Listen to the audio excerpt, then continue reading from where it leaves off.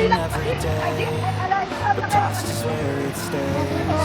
Way back a year ago,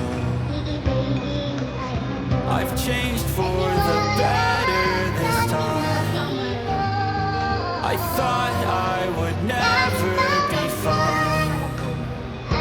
I strive just to say I'm alright, and for the first time in a long time I'm alright.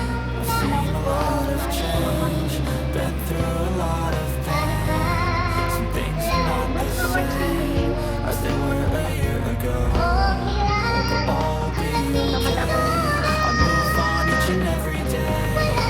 The past is where it stays. Hello guys. Oh my god, bakit ako?